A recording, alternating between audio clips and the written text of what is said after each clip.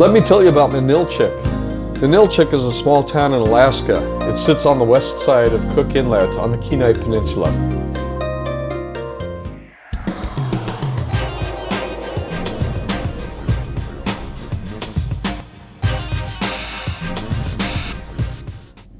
We're on the third to the last day, and just kind of a casual day today.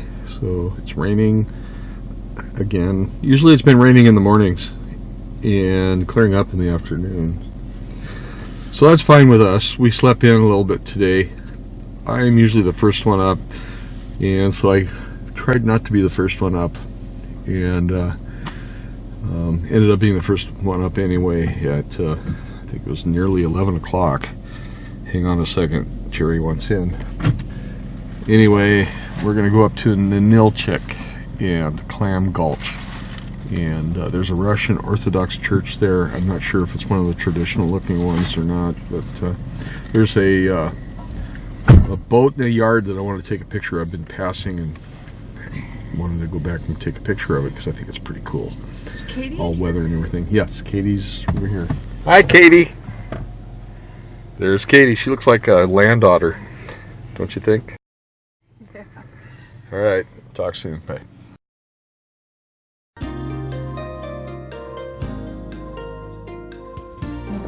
Ninilchik means peaceful settlement by a river. The Ninilchik area was originally inhabited by the semi-nomadic Dina'ina people, and I hope I'm saying that correctly.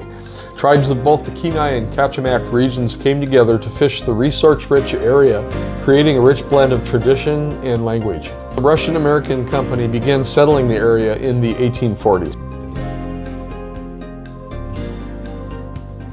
Ninilchik was to serve as a retirement community of elderly workers that did not want to make the long journey back to Russia. Those workers were expected to run an agricultural community that would in turn support the fur trading efforts. Several Russian lineage stayed on even after Imperial Russia sold Alaska to the United States in 1867. Descendants of the Russian and Dina'ina heritage represent the heart of the present community of about 800 people now. My daughter Ashley has something to say. In Ninilchik, there's a small gift shop and community museum of sorts. This shop is run by a woman who has lived in Ninilchik since her early childhood.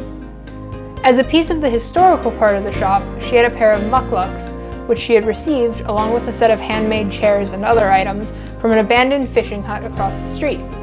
She told me a story about how in her early childhood, her family, which was comprised of her 2 parents and 4 children, including herself, would only receive 2 ration stamps per year. At the time, shoes cost a single ration stamp, so she would only receive shoes every other year. We hiked amidst a wet hillside covered with several species of wildflowers up from the waterfront to the plateau where the town's picturesque Holy Transfiguration of Our Lord Russian Orthodox Church is sited. This chapel is a highlight for travelers driving along Alaska Highway 1 as they travel towards Homer. You could drive right up to the chapel, but we chose to hike up on this drizzly day.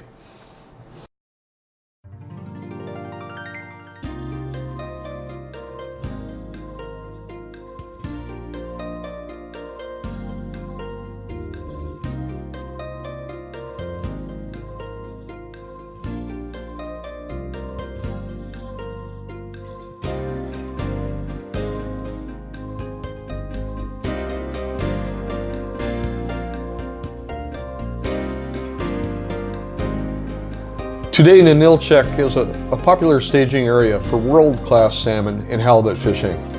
The tide flats have razor clams. These are filter feeders that feed on plankton. Razor clams usually reproduce from about age 4 to 5, and they can run up to 18 years of age. Reproduction is triggered when the Cook Inlet reaches a temperature of about 55 degrees Fahrenheit in July and in August. The razor clam fishery is currently closed for a time to prevent overharvesting, but we're hoping for a future opening. I mentioned earlier that I had seen a boat I wanted to photograph. Well, here she is.